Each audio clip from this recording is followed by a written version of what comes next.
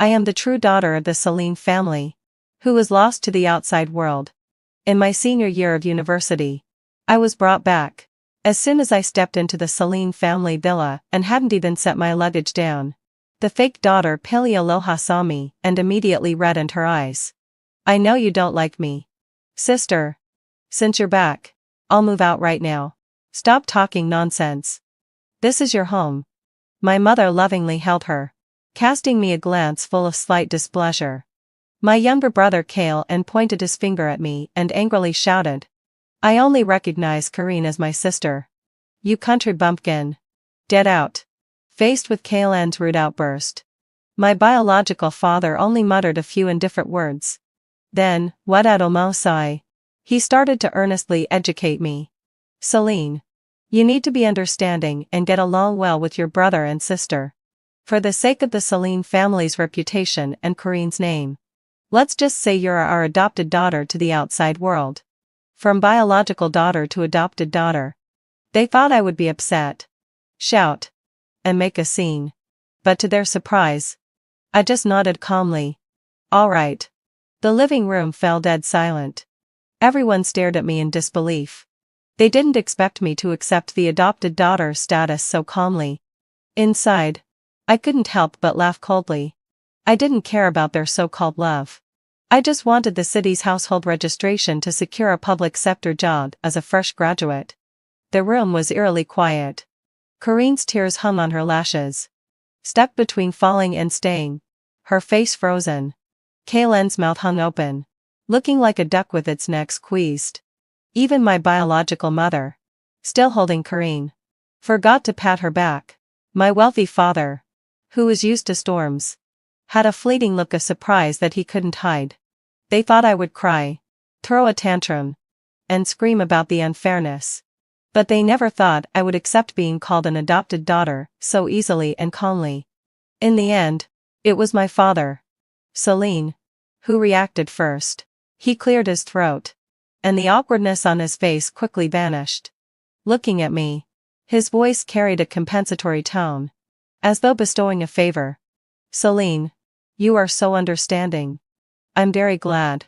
Now that you're back, we'll treat you well at home. Tell me, do you have any other requests? As long as it's reasonable, we'll do it. Here it was.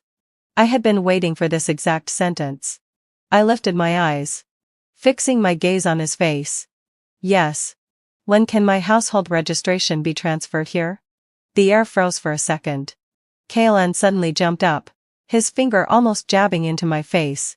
I knew it. You country bumpkin. You're scheming. Agreeing to be an adopted daughter was a lie. You just want to squeeze into our family's household registration. Playing this retreat to advance game? Who are you trying to fool? Karine immediately shrank further into my mother's arms. She started sobbing quietly, as if I had made an extremely cruel request. Celine's mother patted her back, her eyes now more displeased with me. Celine, you're just back. Why the hurry? We'll talk about the household registration later. Celine's father didn't respond immediately. His expression was awkward, his eyes scanning my face several times. Though he didn't say it outright, his thoughts were the same as Kalen's. The coldness in my heart solidified into ice. I had expected this kind of treatment when I heard that the Celine family chose to overlook Karine's biological parents' responsibility just to protect the fake daughter. But the reason I still came back was for the city's household registration.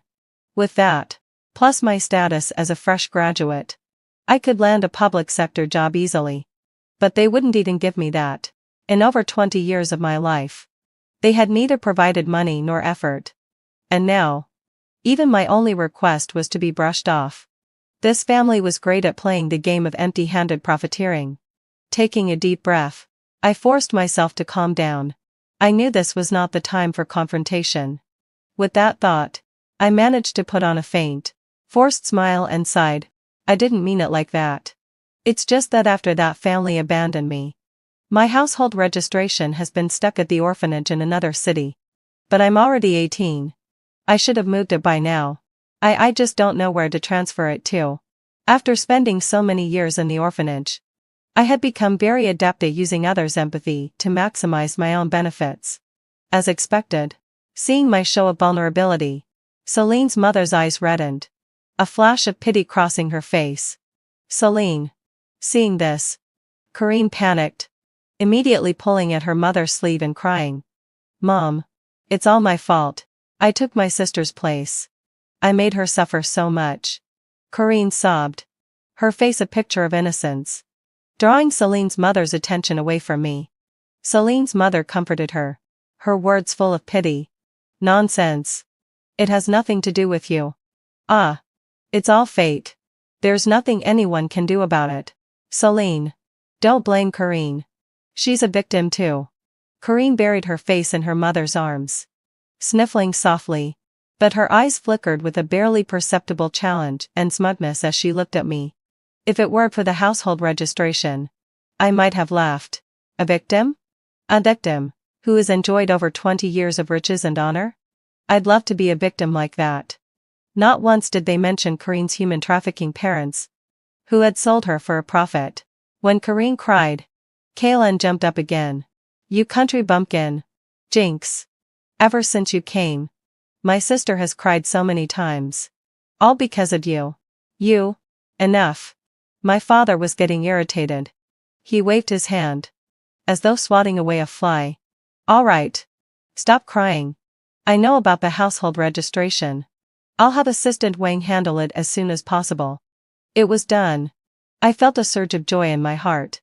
I silently calculated how long it would take for the household registration to be transferred. It shouldn't delay my exam registration next month. Father. Why? Kaylin still wanted to say something, but he was cut off by Celine's father, who was growing impatient, fed up with their drama. I mentioned wanting to rest. Sitting in the car for so long had exhausted me.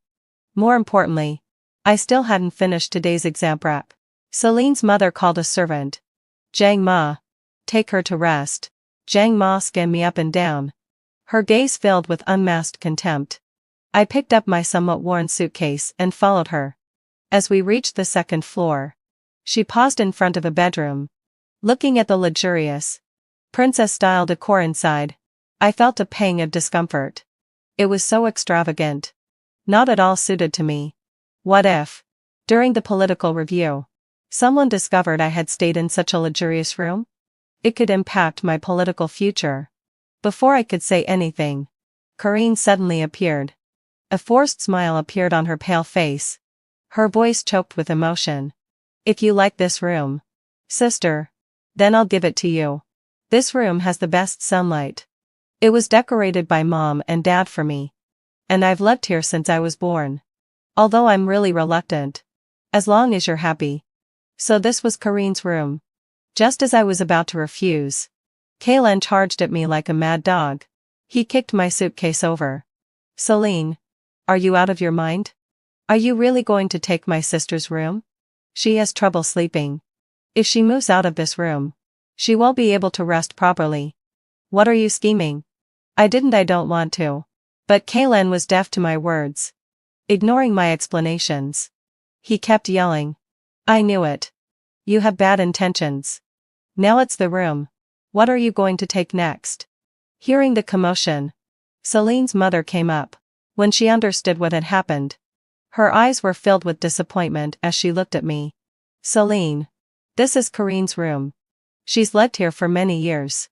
It's just a room. Do you really have to fight her for it?" Enough. At the sound of my shout, everyone froze. I shot a displeased look at Kaylin. "Your sister came out of the room and stopped in front of me, saying she wanted to give it to me. I didn't even have a chance to speak." I then turned my gaze to Corinne. "What you like, what you care about, I'm not interested in. You don't have to always act like the world owes you something. Besides, if we're talking about who the room belongs to, wasn't it originally prepared by Kaylin and her mother for your unborn biological daughter? By the order of things, there's no talk of giving it." My words made Corinne's face go pale in an instant. Her tears hung on her lashes, caught in a frozen moment as if the pause button had been pressed. Kaylin's neck flushed with rage.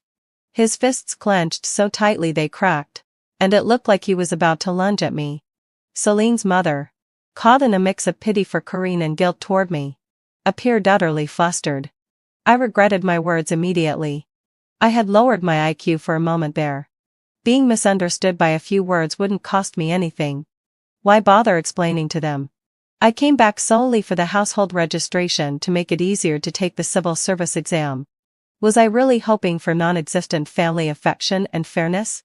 I could have finished an entire set of test questions by now instead of wasting time here. Celine's father's voice came from the staircase. Commanding and stern. What's all this noise? What's going on now? Before Corinne could start crying, Kalen was yelling like a madman. I turned directly to Celine's father. Our family has such a big house. And this is the only room? Celine's father immediately understood what had happened and glared at Zhang Ma. Hasn't the young lady's room been prepared yet? Zhang Ma, frightened, didn't dare speak. Seeing Corinne's desperate eyes, tears started streaming down her face. Dad, it's not my sister's fault.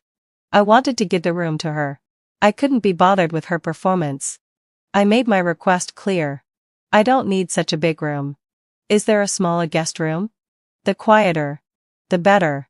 I don't mind if it's a little more isolated. Celine's father personally led me to a small room on the 3rd floor, near his study. This room is usually unoccupied. Stay here. The room was sparsely furnished. A bed, a desk, a wardrobe, white walls, wooden floors clean and cold. But I was very satisfied. It was perfect for studying. Quiet. No distractions. Perfect. I closed the door behind me. Locked it. The faint sounds of conversation downstairs faded away. I walked to the desk, placed my suitcase, and opened it. Inside, there were mostly books and printed exam papers. I pulled out the study materials one by one, neatly stacking them on the desk. I sighed in relief. Corinne's whole retreat to advanced strategy, with her moral manipulation and tight logic, was like a complex, high-scoring question in the civil service exam. Indeed, real-life scenarios make the best test questions. It looks like I've been too focused on theory when I practice. I've lacked practical experience. Tonight, I'll need to practice extra hard to full sets of civil service exam questions. I won't sleep until I finish them. In the following days, aside from eating and going to the bathroom, I barely left the room. All my time was spent on the civil service exam and the essay section. For me, eating was just a necessary part of maintaining my energy and study momentum. At dinner one evening, the table was full of exquisite dishes. I ate in silence, my mind still replaying the geometry reasoning problem I had gotten wrong that afternoon. Celine? Celine's mother called me. I didn't hear her. Still lost in the thought of the rotating angle, she raised her voice, with clear displeasure. Celine. I snapped back to reality. Still a little dazed, Kalen immediately seized the opportunity, slamming his chopsticks onto his bowl. Country bumpkin. Always a country bumpkin. Even during dinner. You're spaced out. No manners at all. Looks like your orphanage didn't just teach you how to beg, it didn't teach you how to eat properly at a table. I tightened my grip on the chopsticks. No matter what they said about me, I could endure. But I couldn't stand them slandering the orphanage. Though it was poor, the headmaster and teachers had done their best to give us warmth and education. I stared directly at Kalen, my voice dripping with sarcasm. Don't speak while eating. Don't speak before sleeping. Am I the rude one for staying quiet? Or is it you who has no manners? Throwing your chopsticks and shouting during dinner? The orphanage at least taught me to stand on my own feet. Unlike some people who are 18 and still rely on others and spew nonsense. Kalen was completely enraged. You're asking for death. I'll kill you. You lowly country bumpkin. Kalen. Celine's father slammed his hand on the table, his face livid. Sit down. What's wrong with you? Corinne immediately played the role of the understanding one, soothing Kalen. Dad. Don't be angry. My little brother just cares about his sister. Sister. How can you say such things to him? Our families should eat happily together. We don't have all these rules. Mom and Dad taught us to love each other. We shouldn't fight and make them worry. A few words. And everything was pinned on me. Subtly, petting so stealthily. They blamed me for causing trouble. What a master at changing the narrative and throwing dirt. If she were doing logic problems, she'd surely get a high score. Celine's mother quickly stepped in to mediate. Enough, Celine. Your mother just wanted to ask. What are your plans after graduation? How about going abroad for further studies? As a young woman, having a good degree will make it easier to talk about marriage in the future.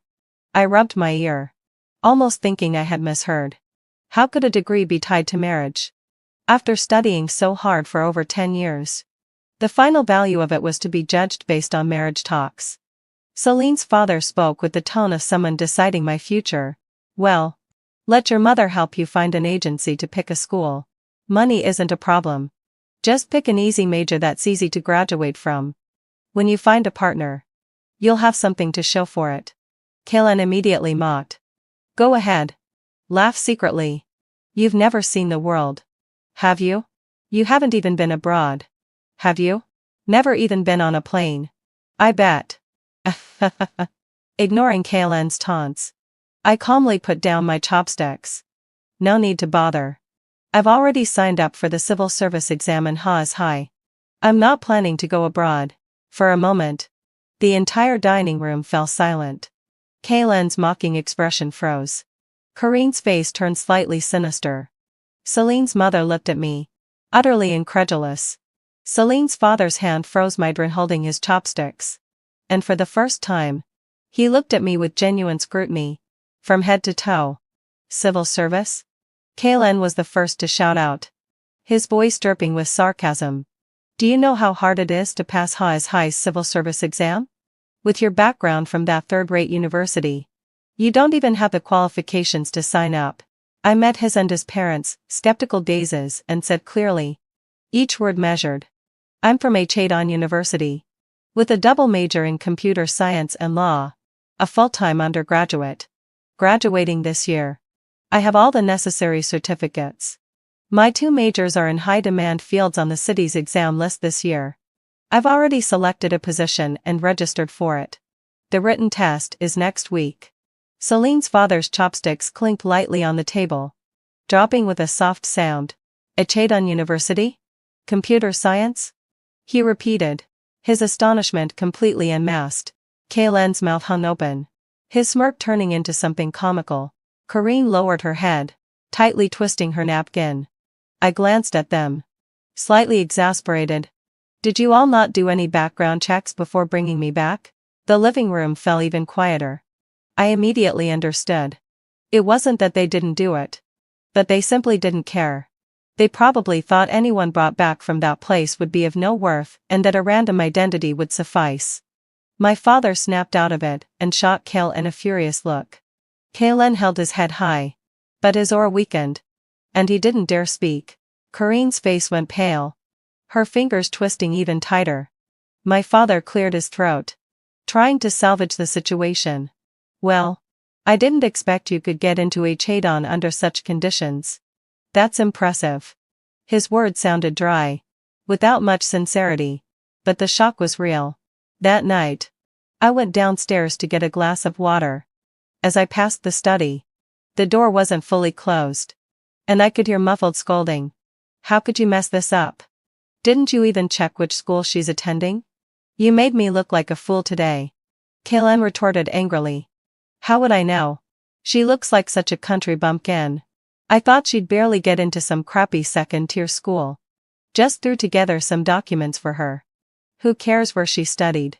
So what if she got into a good university? She's just a small-town desk-taker. A bookworm. My father choked with anger, but paused before he stopped himself from further scolding. Enough. Use your brain next time. I held the glass of water, calmly walking back upstairs. It didn't matter. What they thought had nothing to do with me. Later, I found out Kareen had secretly checked my academic information online. But she tricked Kaylin, telling him I was just a regular undergraduate. This blunder was entirely her doing. On the day of the written test, I packed my admission ticket and pen bag and went downstairs. The living room was empty. I walked to the garage, And there wasn't a single car in sight. Zhang Ma was polishing a vase. Not even looking up. Don't bother looking. Young master took all the cars out early this morning. Mr. and Mrs. took another car to work. I checked the time. There was still an hour before the exam started. It was impossible to make it on foot from the Celine family villa on the mountain. I ran to the entrance of the villa district. The security guard coldly told me no taxis would come up. The only option was to walk down. Kalen had done this on purpose. He wanted me to miss the exam. To lose my qualifications. I clenched my fists. Forcing myself to stay calm. I pulled out my phone. Quickly searching for nearby vehicles. I tried calling Celine's father. Hoping for his help, but sadly, his phone kept ringing without an answer. The minutes ticked by. Sweat soaked my back. At that moment, a black sedan rolled down from the mountain. It looked expensive. I couldn't afford to care anymore. I dashed into the road, spreading my arms to stop the car. The car screeched to a halt, less than half a meter away from me. The driver rolled down the window, yelling angrily, "Are you trying to get yourself killed?" The back window also rolled down, and a woman in her 40s, dressed in a neat suit, looked at me with a furrowed brow. I immediately ran to her window, holding up my ID and admission ticket, speaking quickly. "Sorry. I'm in a hurry for a civil service exam. It's at Ha's High Experimental High. All the cars at home are gone. And I can't get a taxi. Please. Can you give me a ride? My name is Celine." The woman glanced at my admission ticket. Then at my anxious face. Her gaze paused on my name for a second. "Get in." Her voice was calm, but there was an undeniable authority in it. I opened the car door and sat inside, thanking her repeatedly. The car drove smoothly toward the exam site. I finally arrived 10 minutes before the exam started. "Thank you." I thanked her again before getting out of the car. The woman gave a slight nod. "Go ahead and take the exam." After the exam, I returned to the villa, utterly exhausted. As soon as I stepped in, I heard Kalen's exaggerated laughter. "Hey. You're back? We thought you'd get lost and miss the exam." Corinne sat on the sofa, sipping a cup of flower tea. A faint, mocking smile lingered at the corner of her lips. "Don't listen to my brother. How did the exam go, sister?" Her tone was laced with gloating, as though she was sure I had failed. I ignored them and started heading upstairs to rest. Kalen, however, stepped in front of me, his posture smug. "Hey. Don't rush upstairs. We have an important guest today. Our family's most accomplished aunt, who now holds a significant position in a key department. You, on the other hand, are nobody. Don't make a fool of yourself." Corinne also stepped forward, her voice soft and gentle, but laced with boastfulness. "Yes, Kadishar, sister. Auntie has very high standards. Only a select few can catch her eye. You should head back to your room, so you don't cause a scene. If you upset Auntie, Dad will be really angry." Kalen puffed up with pride. "That's right. Among the entire family, only my sister gets any special attention from Auntie. Some frogs think that just because they put on clothes, they're human, unaware of their own limits." As he was speaking, the study door opened. Celine's father and mother were smiling obsequiously, escorting a woman out. I blinked in surprise, rooted to the spot. It was the same woman who had driven me to the exam earlier this morning. Kale-Ann and Corinne immediately put on their sweetest expressions and greeted in unison. "Auntie, heading so still wag sigh." "Hello." The woman merely glanced at them briefly, indifferent. Her gaze then landed on me, and she spoke. "Celine? How did your exam go?" I hurried over, replying with gratitude.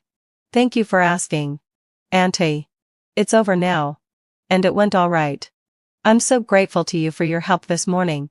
My parents froze, looking between me and Auntie.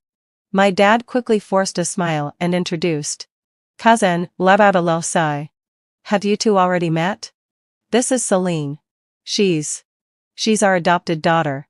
Auntie shot him a cold glance, not picking up on the adopted daughter comment. She nodded at me. her tone soft. No need to thank me. Focus on your interview preparations. And I look forward to hearing good news from you. She turned to my father. Her tone abruptly businesslike. Non-compliance is non-compliance. It doesn't matter how many times you approach me.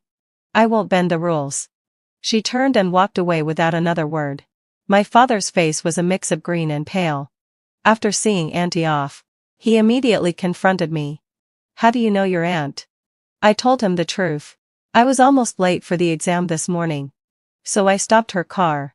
My dad immediately lost his temper, turning to glare at the butler. What's going on? Where's the car? The butler glanced nervously at Kaylin. Young master took the car. Kaylin shrank back, not daring to speak. My mom quickly stepped in to defend him. Why are you scolding the child? It was probably just a coincidence. The car was used up. It's a small thing.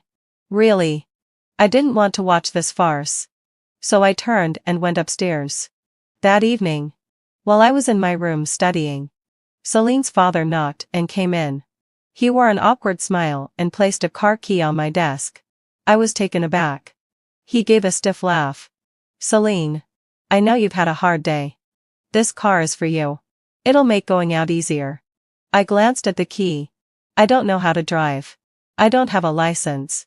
Celine's father was stunned for a moment, realizing that he didn't know me as well as he thought, and felt awkward. He rubbed his hands together and sat beside me, testing the waters. Celine, you and your aunt seem to have quite the connection.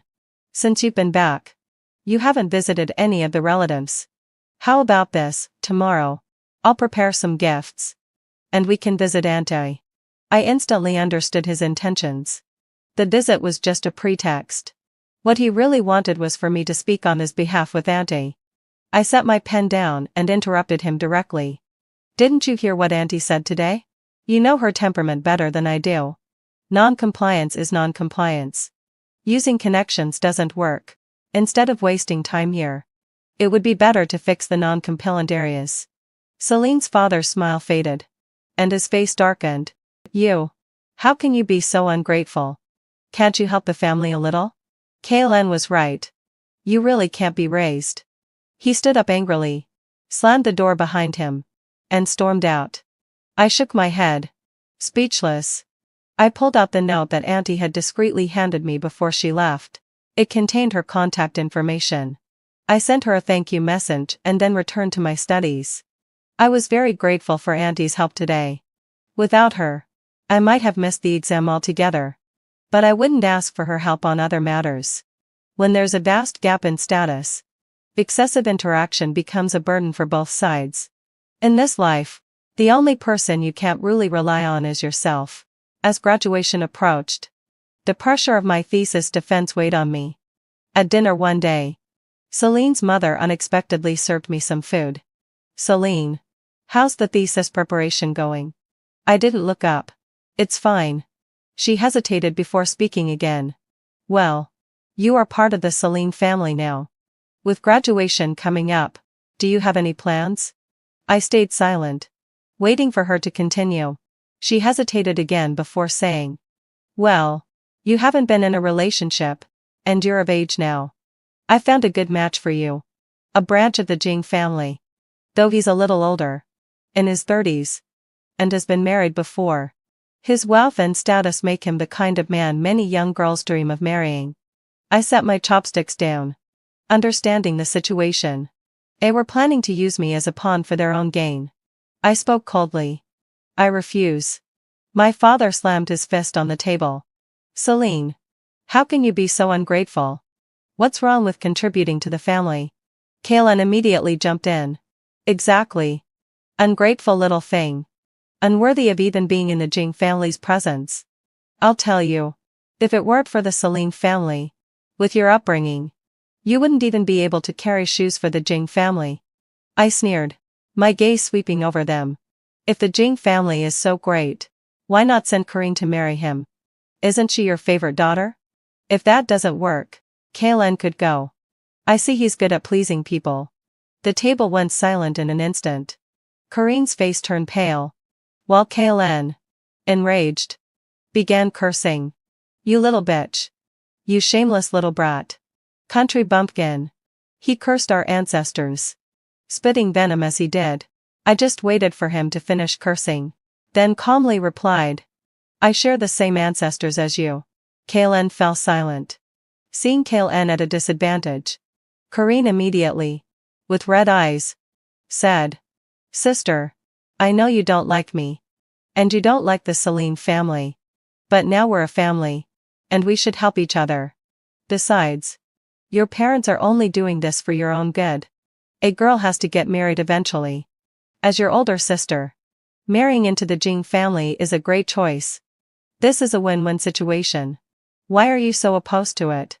If my parents need me, I'll marry into the Jing family without hesitation. Because I'm their daughter. And I'm from the Celine family. Kareen's few words moved both Celine's father and mother to tears. At the same time, she stood high on her moral pedestal, criticizing and condemning me. She was quite generous. But the one being sacrificed was me. Anyone can speak with such magnanimity.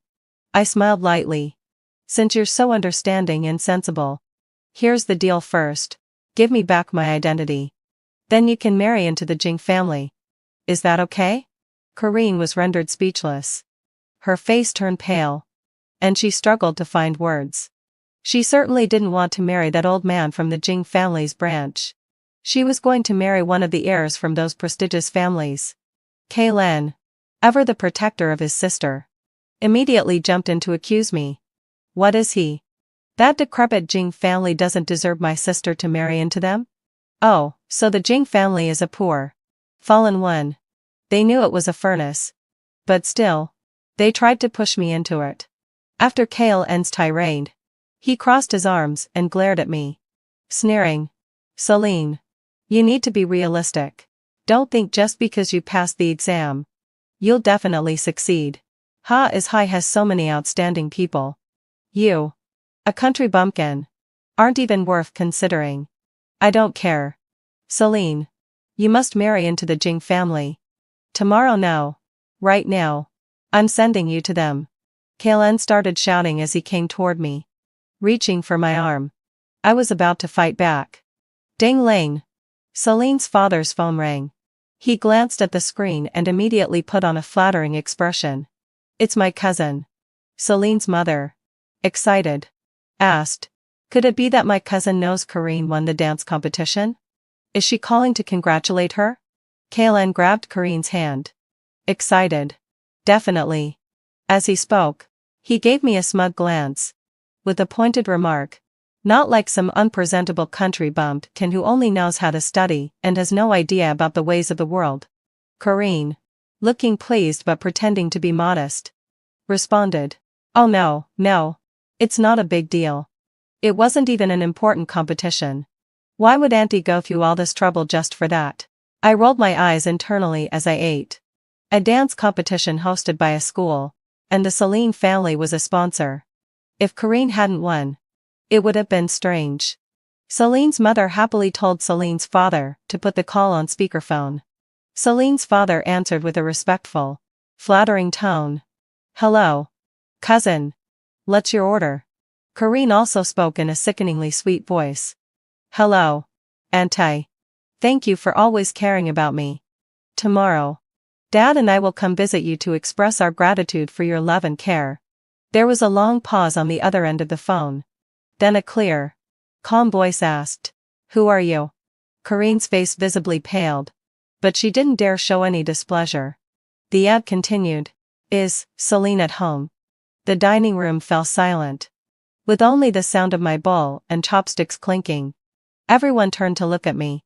Kareen's hateful gaze was fixed on me. She wanted to burn a hole through me with her eyes. Celine's father hurriedly answered. Yes, Adin so wide sigh. Yes, Ada.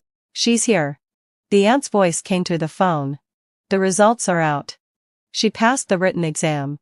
She's first place. More than 10 points ahead of second. She's excellent. I'm looking forward to her interview performance. After finishing, the aunt hung up the phone. At the same time, I received a message with my exam results. First place in the written exam. Qualified for the interview. The room was utterly silent. Even the sound of breathing stopped. Corrine stared at me in disbelief. If looks could kill, I would have died hundreds of times by now. Kaylin was the first to react, sneering. TCH. So what if you pass the written exam? Even if you pass, you're just a lousy civil servant. What's the big deal? Smack. He didn't finish his sentence before Celine's father slapped him across the face. Kaylin covered his face, feeling wronged. Dad. Celine's father ignored him and instead looked at my phone, reading the results and the department I had applied to. His eyes lit up. His tone was full of astonishment and admiration. You applied to this department? This is one of the best departments out there. It has a huge amount of power. Celine. You really have skills. You're making your father proud. The anger on his face turned to delight. He changed his attitude completely, no longer dismissive of me, and turned to Kaylin and Corrine, saying, Look at your sister. You should learn from her. She's truly exceptional. No wonder she's my real daughter. His words made Corrine's face turn pale. This time, her eyes really turned red. But she forced a smile and answered sweetly. Okay, Dad. My brother and I will learn from sister. Sister is amazing. But I saw her hands under the table clenched tightly, her nails nearly digging into her flesh. On graduation day, the campus was bustling with activity. Parents held flowers. Students wore their caps and gowns for photos. I stood alone in a corner, calm and composed. My phone buzzed. Corrine posted on her moments. A grid of 9 pictures, where she wore an exaggerated gown, flanked by Celine's father, Celine's mother, and Kaylin, all smiling happily. The caption read, Happy graduation. Thanks to my parents and brother for their love. Love you all forever. Heart. I remembered that this morning, Celine's father had a regretful expression, saying he couldn't attend my graduation because of business at work. Celine's mother had been even more straightforward. Celine. You've always been so independent. Corrine needs me more. I've attended all her graduations since she was little. If I don't go this time, she'll be upset. I showed no concern. People's hearts are always biased. Just like how, compared to the orphanage where I grew up, this biological mother of mine didn't matter. Just then, let out a low sigh. Kaylin's call came in. Hello? Celine. Did you see my sister's post? TCH. How pathetic. Why is it so quiet over there? No one is celebrating with you? Let me tell you. Don't think just because you passed the civil service exam, you're something great. Mom and Dad's favorite is still my sister. Oh, by the way, I forgot you're close to the orphanage. But can they even afford to buy a train ticket to visit you? I hung up directly. From a distance, the director and the children from the orphanage, dressed in clean but faded clothes, anxiously waved at me. When they saw me, their eyes brightened, and they waved eagerly. I quickly walked over. Celine. Sister. Happy graduation. The children held out colorful paper flowers they had made themselves, eagerly pushing them towards me. The director had tears in her eyes as she took my hand. Good child. Congratulations on your graduation. We didn't embarrass you, did we? I held her tightly. Of course not. Thank you for coming. With all of you here, my graduation is complete. I looked at their familiar faces. How is everyone? Are you all getting used to it? A slightly older child excitedly said. We're good. We're good. Celine. It's our first time flying. The clouds from up above were so beautiful. The director mother wiped her eyes. You child. It wasn't easy earning money part-time. But you keep sending it to the orphanage. These children being able to continue their education, and coming to High City for a visit, all thanks to you. I gently patted the heads of the younger children. Director mother. This is what I should do. In the future, I learn even more, so that all my younger siblings can study with peace of mind. We took a photo together. I was in my graduation robe, surrounded by the children and director mother, all of us smiling sincerely. This warm moment was captured by an alumni who happened to pass by. I proudly told everyone that these were the family members who had been with me. They were selfless and excellent. Especially the director mother who raised us orphans. And they were my most beloved family. In the Celine family's living room, the atmosphere was strange. Corinne's eyes were red and swollen. Whispering to Kale N on the sofa. If sister really passes the exam, will our parents still care about us? The company might even give everything to her. Kale N's face changed dramatically. She dares? She's just an adopted daughter. Corinne's tears fell. Recently, Mom and Dad keep praising her. Little brother. I'm scared. After all, she's the biological daughter of our parents. If they stop liking me, what should I do? Kale N scoffed, gritting his teeth. Don't worry, sis. Celine will pass. A few days later, Corinne told Celine's parents that she wanted to go on the graduation trip with me. She then affectionately put her arm around me. Sister, let's go skiing abroad. You've been working hard lately. Let's relax a bit. We'll come back before your interview. We'll wear matching outfits. Won't that look great? Celine's mother also smiled and agreed. All right. I'll take you shopping later. I didn't want to go on a trip with Corinne. She had almost caused me to be late for the written exam. If Auntie hadn't appeared to help, I would have missed the exam for sure. Now, if we went abroad and the flight was delayed, I'd be stranded there. No one would be able to help. I calmly pulled away from her arm. No, thank you. I still want to study a bit more. Corinne wasn't giving up. Sister. Didn't you hear? You need to relax before an interview to do well. Kalen joined in to persuade me. Exactly. What's the point of cramming at the last minute? Sis invited you. Don't be so ungrateful. Besides, someone like you from the countryside must have never skied before. I looked at them with disdain. Just skiing? Who hasn't done that? The orphanage was in the north. And every winter, we skied. What's the difference between the snow abroad and the snow at home? Is the moon brighter abroad? Het. Our country is vast and beautiful. The mountains and rivers are the most stunning. This blind admiration for foreign things isn't right. I looked at Celine's father. Auntie said I could contact her if I needed help. Celine's father was pleasantly surprised. Really? Your aunt has been in touch with you privately? I nodded. Celine's father waved his hand. Celine, you stay home and study. Don't let anyone disturb you. He turned to Corinne. Corinne, we'll keep you company. Corinne's eyes flashed with reluctance. But she managed a forced smile. Thank you, Dad and Mom. Sister, we'll bring you gifts. I sighed with relief. They left.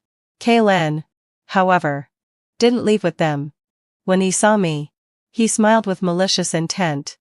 Celine, Dad said I should learn from you. Since that's the case, I'll stay behind and observe your study techniques closely. If the entire Celine family is down to just the two of us, how do you feel about spending the days with me? As expected, Kalen started causing trouble. Every day, Edding fulfilled my obsession. He brought a group of his friends home, cranked up the music, and they yelled, played basketball, and smashed things in the living room. I put on my noise-canceling headphones and calmly studied my interview materials. After all, in the orphanage, after lights out, I would read in the hallway by the faint light. My concentration was sharp, and this noise was nothing. When he saw I wasn't reacting, he grew more insistent, deliberately dribbling the ball by my door and kicking it. I still didn't pay attention. Kalen only dared to make small noises to disturb me. But now that I had Auntie's favor, he didn't have the guts to cross the line and truly harass me. At the Celine family, I ate, drank, and was well cared for by the butler and servants. My interview preparation proceeded smoothly. After half a month of playing around, Kalen finally couldn't keep it up and quieted down. I thought Kalen would stop there. Until the morning of the interview. I had finished preparing and was ready to leave. I twisted the door handle, it wouldn't budge. The door was locked from the outside. Kalen's triumphant voice came from outside. Celine, don't bother. Just stay inside. Someone like you wants to go to an interview? Dream on. You're only fit to stay in the gutter. then, let out a low sigh. The sound of him whistling as he walked away echoed. I stood behind the door with no expression on my face. I didn't even raise my voice. If someone falls into the same pit twice, they're just foolish. After the previous experience with the written exam, I had already expected him to try this. I thought about whether I should book a hotel in advance, but quickly rejected the idea. With Kalen's crazy behavior, if he caused a scene at the hotel downstairs, there'd be no way to predict it. It was better to turn the tables. I walked to the wardrobe, took out a chainsaw I had hidden earlier, and switched it on. Where our buzz zzzzz. The harsh noise rang out, sparks flying. The heavy wooden door lock, along with the surrounding wood, was neatly sawed off. Clang! The lock fell to the floor. I pushed open the unstable door and stepped out. At the same time, I sent the recording of Kalen's words to the WeChat group and tagged Celine's dad and mom. Then, let out a low sigh. I calmly dusted off the wood chips from my clothes, walked out, and got into the car my aunt had arranged for me. Heading to the interview site, there was no suspense. First place in the written exam. First place in the interview. Overall, first place. I had succeeded. When the admission notice arrived, my dad was pacing excitedly in the study. Great. Great. My daughter is amazing. Throw a banquet. It has to be a big one. I want everyone to know that you're my biological daughter. Jensen's daughter. My mom frowned. What about Karine? How do we explain it to her? She's only just gotten better emotionally. Explain what? My dad interrupted her impatiently. She's a fake. How can she compare to Celine? What kind of institution did Celine get into? It'll bring me so much face. How much have we spent on Karine over the years? What do we get in return? She only got into university because we donated money, and now we have to arrange for her to join the family business. Of course. Even with all the money we spent, that country bumpkin bloodline can't be transformed into real upper-class society. The only thing Karine has going for her is that she's obedient. She'll be useful for marriage alliances in the future. Kalen jumped up to defend Karine. Dad. Are you crazy? Celine's nothing but a scheming bitch. Karine is. Slap. With Celine's mother's shocked cry. Celine's dad backhanded Kalen hard across the face. The force of it made Kalen stumble. Celine's dad's face turned an angry shade of blue. Brat. How dare you speak like that? I haven't even settled the issue with you locking the door. From now on, all your cards are suspended. No pocket money for you. Kalen, holding his face, stared at Celine's dad in disbelief. The conversation from the study could be heard through the closed door. Karine stood in the corner, her head lowered, her fingers digging into her palm, her eyes bloodshot, as though blood would drip from them. Her fists were clenched, her teeth grinding as she glared at me. Are you satisfied now? Was all this scheming just to take away my parents, my identity, everything that belongs to me? I rolled my eyes silently. What's it to me? Your identity? Your identity is what your biological parents stole from me, swapping my life for it. Besides, I have no interest in the fake familial love of the Celine family. My experiences growing up, the selfless love from the orphanage mother, the help from my homeland and the loving people in society, they made me realize what healthy love really is. I really don't care about the Celine family's love because it's worthless. During the political review phase, the staff came for the investigation, and everything went smoothly. A few days later, I received a notification. The political review had not passed. Reason identity in question, possibly concealing my true background, with potential moral risks. When I received the news, I was stunned, unable to believe it. I didn't understand which part had gone wrong.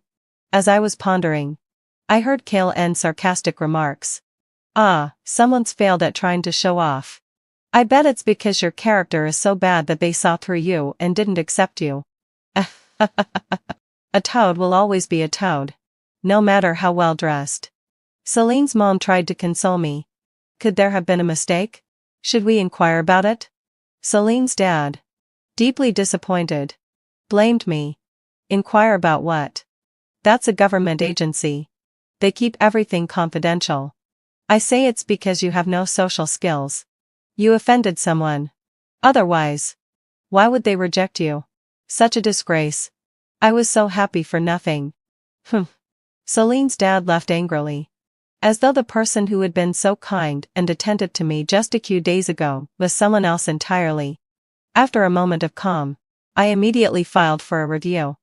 The staff responsible for the review was initially vague. But in the end, it was my aunt who stepped in to inquire. The truth came to light. Someone had anonymously reported me, claiming that my origins are unclear, and my adopted status was fabricated by the Celine family out of sympathy. That my true identity is lowly, morally corrupt, and that I was trying to infiltrate the public service.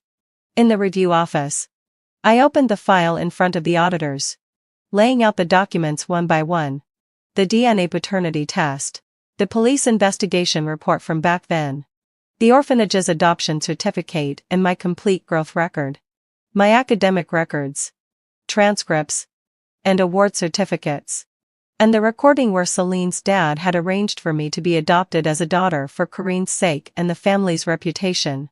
I spoke clearly and calmly. These are all my proof materials.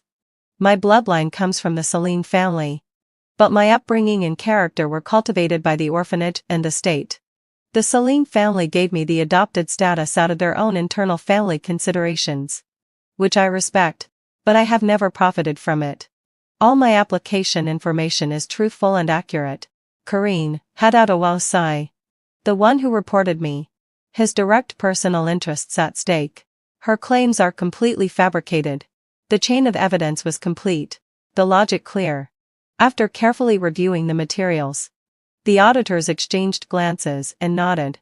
A kind lady gently patted my shoulder. Little sister, none of this is your fault. Despite everything, you've remained true to yourself and worked hard, which is admirable. Don't worry. No one will bully you anymore. I smiled and thanked her. After higher-level review, the final decision was, there were no issues with my political review. The procedure was completed, and the public announcement was made. I, Celine, officially joined the workforce. When Celine's dad learned that I had successfully secured the position, he went wild with joy. He rented the most luxurious banquet hall in Hai's High and threw a grand recognition and celebration banquet. The guests flooded in, the spotlights flashing. My dad stood on the stage, his face beaming, holding a microphone, his words spilling out with excitement. My daughter Celine, well, she's not that talented. Just took the exam casually and got first place in both the written exam and the interview. Bringing honor to the Celine family. Today, I officially announce, Celine is my biological daughter. Please take good care of her in the future. He gestured for me to come up to the stage. I walked up in my simple professional outfit and took the microphone. Celine's dad and mom below looked at me with eager anticipation, waiting for me to deliver a touching speech. The reporters' cameras focused on me. I took a deep breath, scanned the room calmly, and spoke. Thank you all for coming today.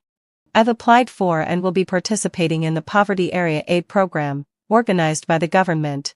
Next week, I will be heading to a rural town in the Four Rivers provinces, where I lived as a child, for 2 years of grassroots service work. The audience erupted in an instant. Celine's father's smile froze. Celine's mother was stunned. Kaylen wore a look that said, "Are you crazy?" Corinne, after the initial shock, flashed a sly grin with a hint of mockery in her eyes. A reporter immediately asked, Celine, right? You've just landed an enviable position. Why choose to go to the tough grassroots instead? Is this a decision made by the Celine family? I faced the camera, my voice firm. No, this is my personal choice. I grew up in an orphanage. It's because of the teachers at the orphanage, the country's support, the countless kind-hearted ordinary people, and the quiet efforts of grassroots workers that I survived and had the chance to study. I paused, feeling a lump in my throat. But my gaze grew even brighter. I've worked hard to study and become a civil servant, not to secure a stable job or pursue some so-called glamorous family honor. My goal has always been clear: to give back to society. To give back to the land that raised me. I want to bring the advanced economic and technological experiences of high city to the places that need them the most. To pave a path for children like me. A path that leads to light. The scene was quiet for a few seconds, before erupting in warm applause. Many guests nodded in emotional agreement. Reporters frantically recorded and took photos. Celine's father stood next to me, his face alternating between red and pale, completely stunned. The next day, heading to Thildwand session. The local media headlined: True heiress abandons glamorous life. Chooses grassroots work. The original intention of the civil servant girl, from orphanage to civil servant. She chooses to return. The report detailed the Celine family's true and false heiress story, as well as my intention to help impoverished areas. The power of netizens was limitless.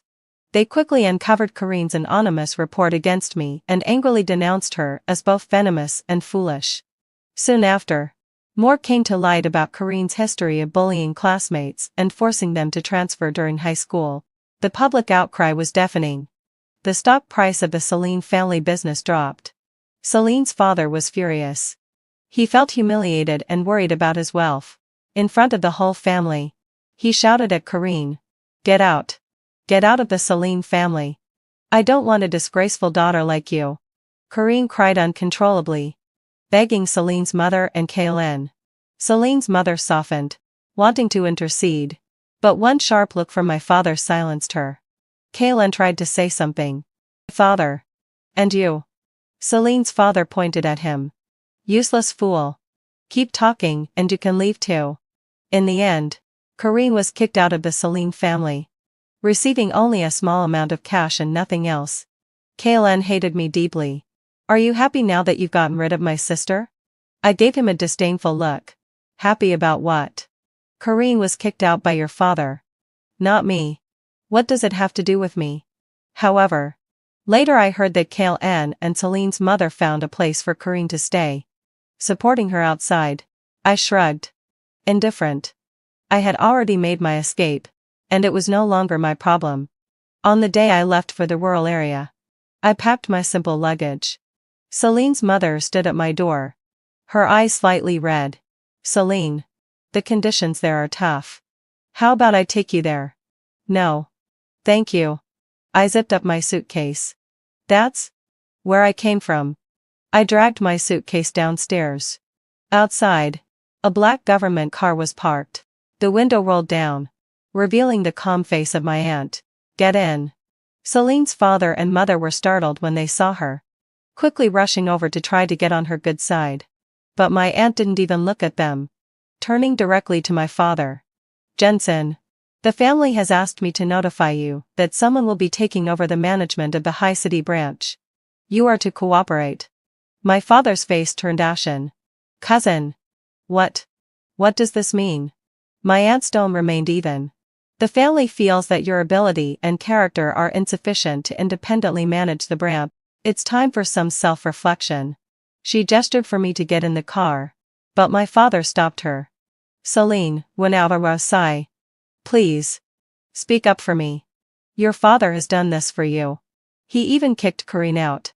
We are your biological parents after all." I turned back, smiling lightly. Biological parents who treat me as an adopted daughter? Or biological parents who forced me into a marriage against my will? You kicked Corinne out because she caused you financial loss. Not because of me. Have I ever called you mom and dad since I came back? Thank you for giving me life. But the family had originally planned to completely cut you out of the branch. I begged my aunt to let you keep your full shares and some management rights. So, we're square now. The car smoothly drove away from the Celine family villa, leaving behind the glamour and chaos. The inside of the car was silent. After a while, my aunt spoke. Her voice quiet but clear and firm. "Celine, remember this. As women, we are born to be mountains, not streams.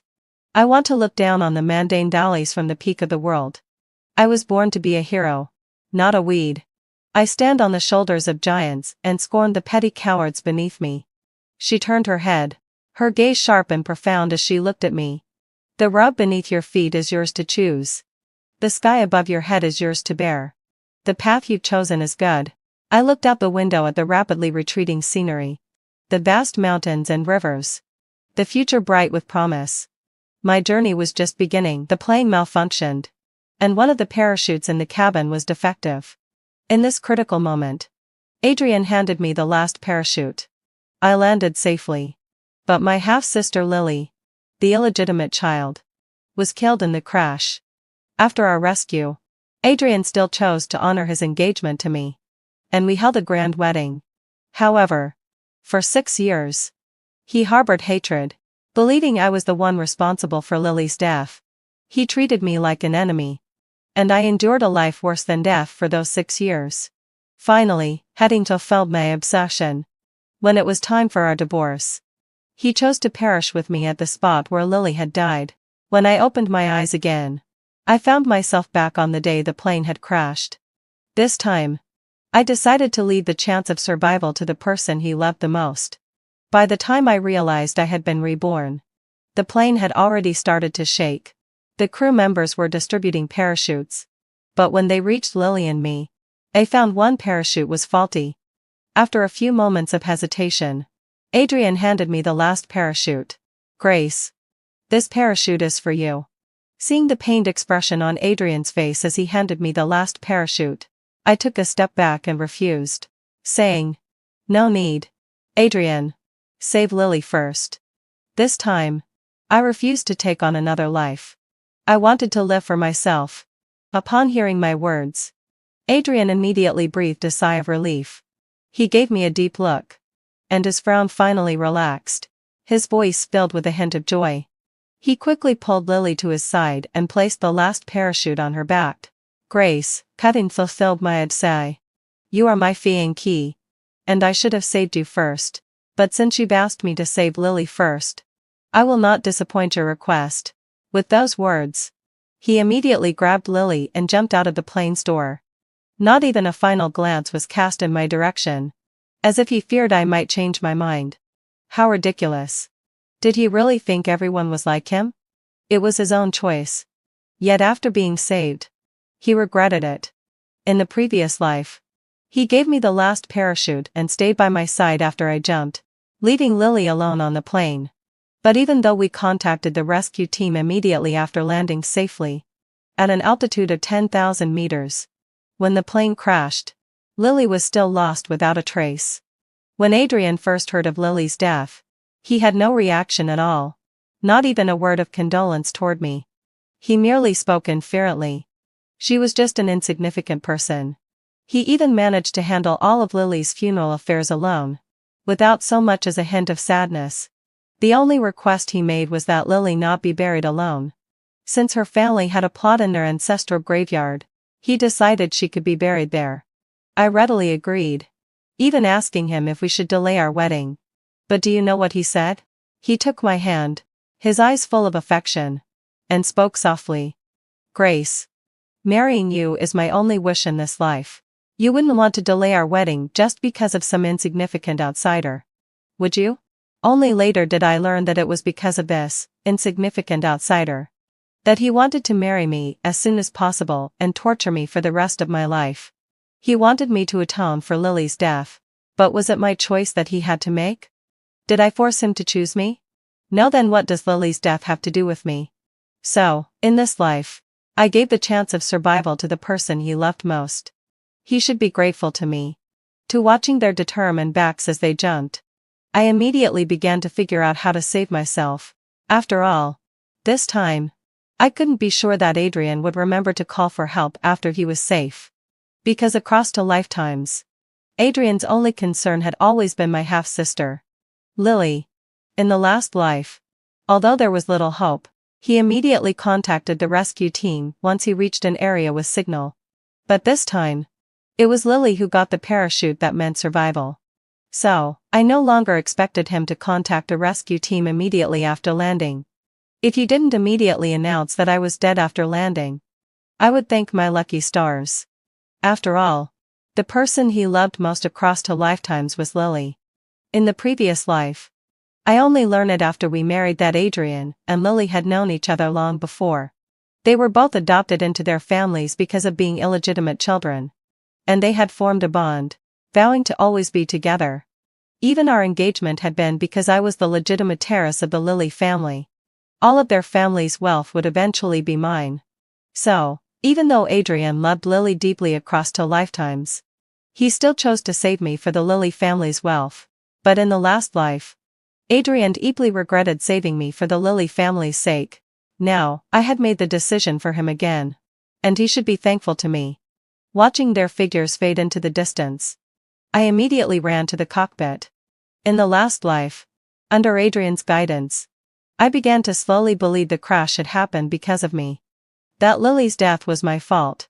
And that I had taken Lily's chance. So, I later specifically learned how to fly and even got a pilot's license. Watching countless simulations of the crash, I consulted many experts. But every time I showed them the simulation, their responses surprised me. So many times, I had hoped to go back to this very day. Now that my dream had come true, I was filled with excitement, based on my experience in the previous life. I fastened my seatbelt and began to control the plane's descent slowly. After all, the reason the plane had crashed in the first place was because the Lily and Adrian families were both hoping to win the project in City A. And this plane had never truly been in trouble.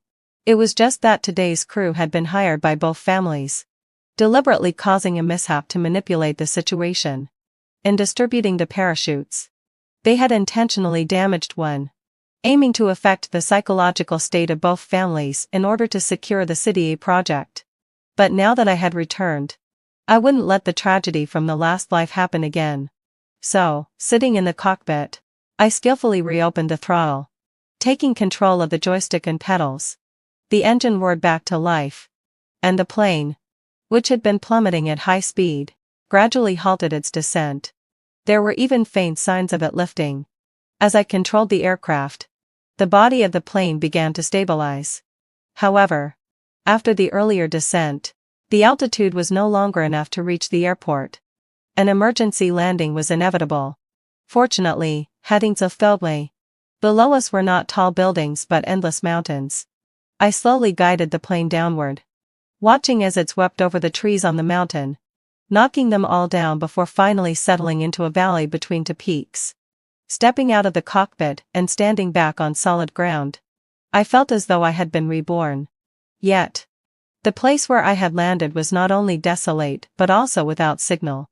In reality, there wasn't a single bar of service. After several failed attempts to dial emergency services, I decided to take matters into my own hands. Armed with only the remaining supplies from the plane, I started walking toward the foot of the mountain, though the path was treacherous. After only a few steps, wild grass had already scratched my body in several places. Looking at the blood trickling from my ankle, I couldn't be bothered to wipe it away and pressed on toward the mountain base. Finally, I spotted a figure on a nearby trail and shouted at him. "Help! Wait! Please help me!" He heard me. He turned. But the moment he faced me, I froze in place. "Daniel. Brother?" Daniel's brows immediately furrowed upon seeing me. He strode toward me. And upon noticing the injuries on my body, a barely noticeable emotion flashed in his eyes. "What happened? How did you end up here alone?" I explained the situation. And he sighed deeply after hearing it. "You're lucky to be alive. I'll take you somewhere to bandage your wounds." "Okay." I had expected him to support me. But instead, he lifted me effortlessly into his arms and carried me toward the car at the base of the mountain. I leaned against his chest, feeling the steady beat of his strong heart. A faint blush crept onto my cheeks without my realizing. Embarrassed, I spoke up. "Daniel. Brother. Maybe you can put me down. I can walk on my own." But Daniel only held me tighter. "The grass is thick here. You might hurt your feet again." I gave in and allowed him to carry me to the car, where he gently set me in the seat. He reached under the seat for a small first aid kit, took out some alcohol, and began to clean my wounds with careful tenderness. "Does it hurt?" "No." As I watched his concerned gaze, I clenched his arm with my right hand, trying my best not to let the tears brimming in my eyes fall. I recalled the past life when I had just married Adrian. There was a company gathering, and people around us kept toasting. I was worried that he might drink too much, so I urged him to take it easy. He suddenly flew into a rage, and in front of everyone, he pushed me into the champagne tower. The glasses atop it tumbled and shattered on the floor as I fell among the shards of glass, the pieces embedding into my skin. Blood mixed with the spilled champagne, and I cried out in pain. With the help of some employees, I managed to stand up, gazing at him in disbelief, yet there was no compassion in his eyes. His voice was cold as he spoke. "Does it hurt?" "It should. Lily suffered 1,000 times worse than you. 1,000,000 times worse. If it weren't for you, if you hadn't stolen her parachute, she wouldn't have died. Grace. This is all because of you." I stood there in front of everyone, accepting his accusations, letting him trample me into the dirt. It was from that moment that I realized he had been deeply in love with Lily all along. Marrying me was just a way to claim the family fortune. I laughed out loud at him, as if he were a joke. "Adrian, do you really think all of this is my fault? The plane was sabotaged by your rivals, and they deliberately withheld a parachute. You're not blaming them but blaming me. You're nothing but a coward." After saying this, I turned and left, going to the hospital to treat my wounds alone. It was from that moment that my relationship with Adrian froze. He began to belittle me at every opportunity.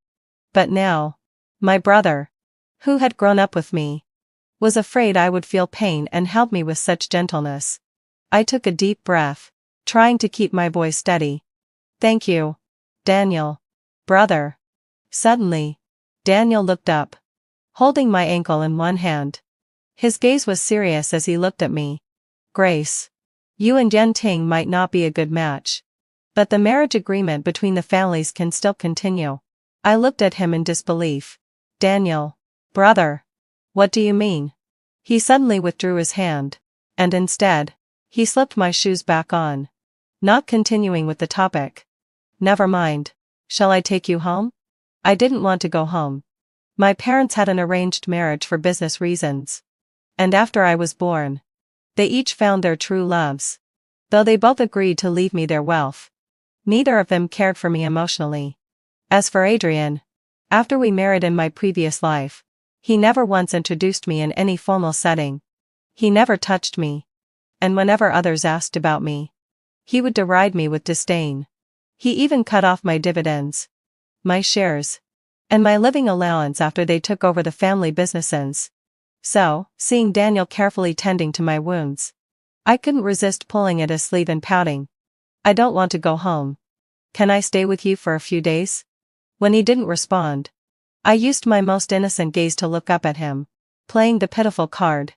In the past life, he left for overseas soon after, and our interactions were few.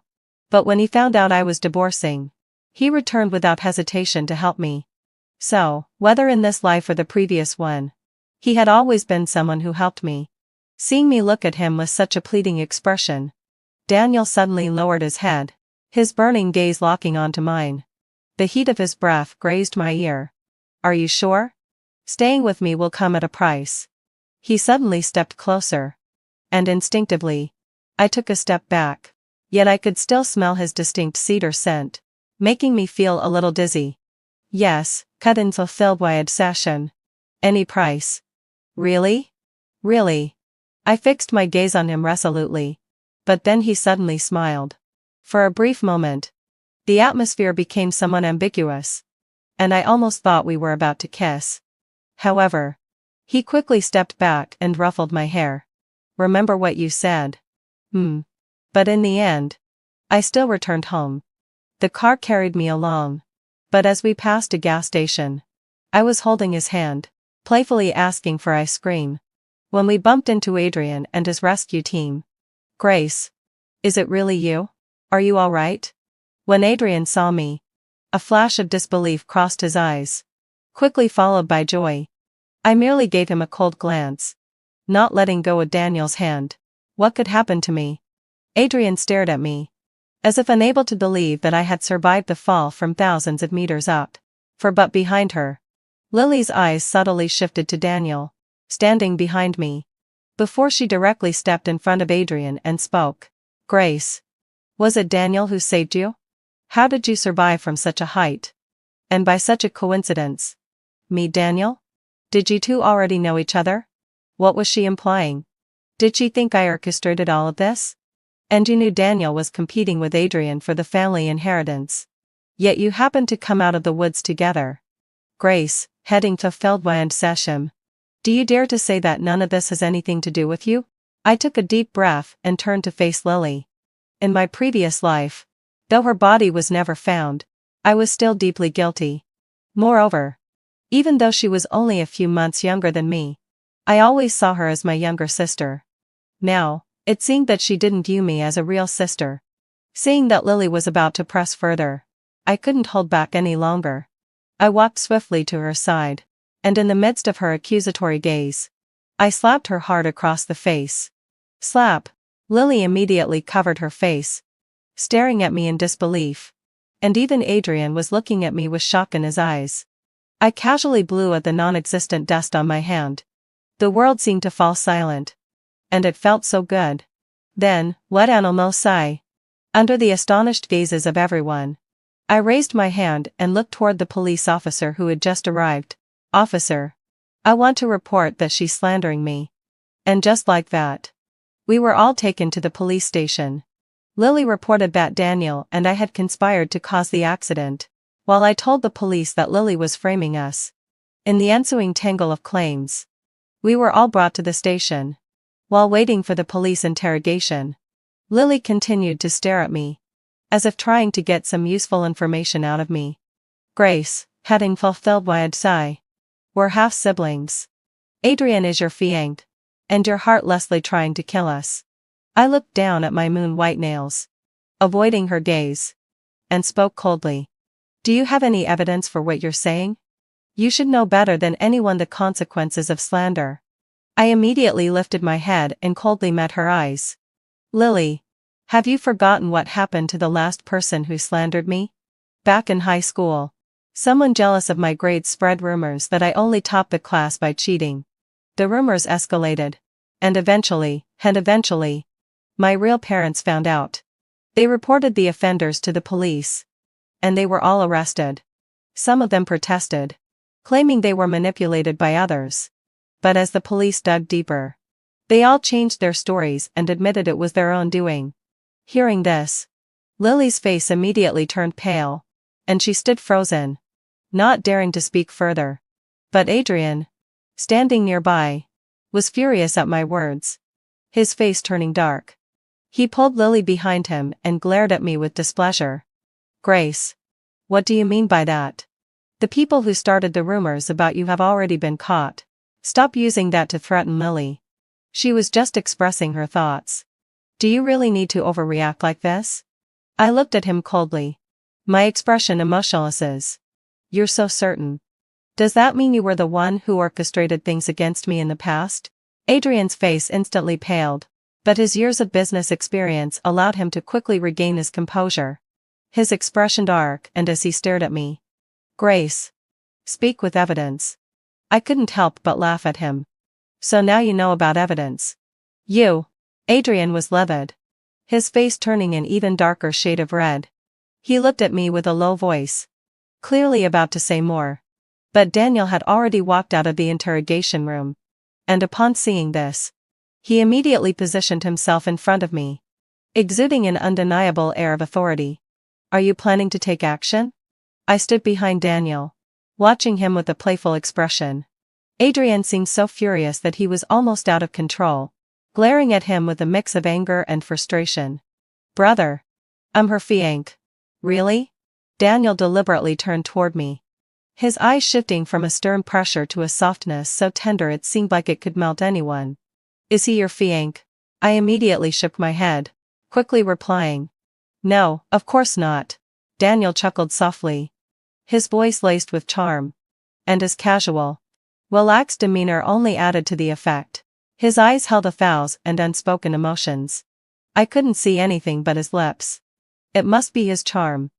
How else could I not resist standing on my tiptoes to kiss him? Adrian, seeing this scene, felt as though there were sheep nibbling on his head. His face immediately dark and several shades. And he clenched his wrist, the bones cracking under the pressure. His eyes narrowed, full of malice. He was about to erupt when the police called me in for my statement. He had no choice but to hold back.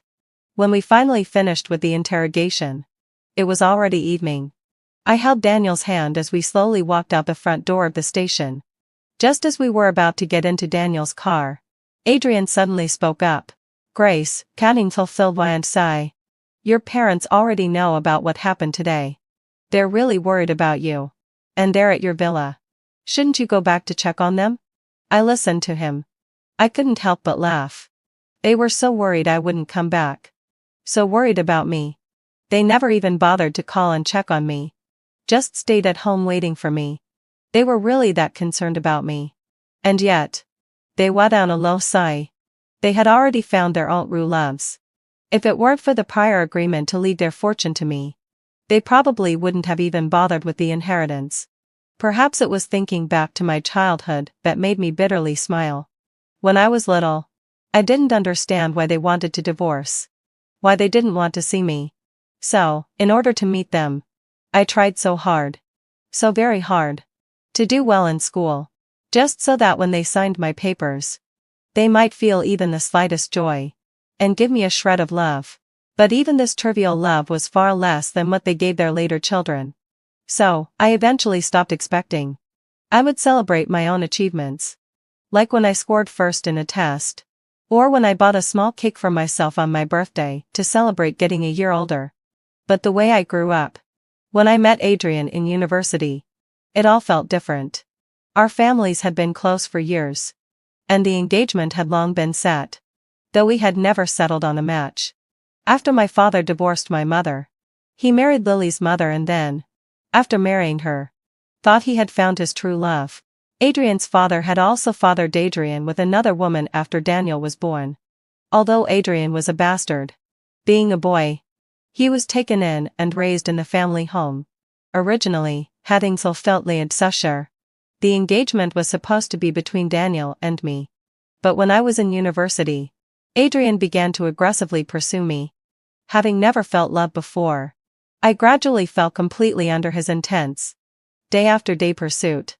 I thought he liked me. That he loved me. So, despite everyone's objections, I agreed to hold the engagement ceremony with Adrian. Speaking of which, my parents loved Adrian more than they loved me. They believed Adrian had the ability, the means. So after I married him, they entrusted all the family's wealth to him. In their words, this was their way of showing me love. So, even in my past life, when I requested a divorce, they naturally rejected me. To them, my happiness didn't matter. What mattered was whether the company was being managed well. I knew, after we married, that it wouldn't be easy to get a divorce. Not just for me, but for the families. So I endured year after year, until in the 6th year, I obtained evidence of Adrian's mismanagement. I presented the evidence to him, threatening him that I would divorce him. But him? Now, in this new life, I would never make the same mistake again. I directly sat in the passenger seat of Daniel's car, casting a playful glance at him. Daniel,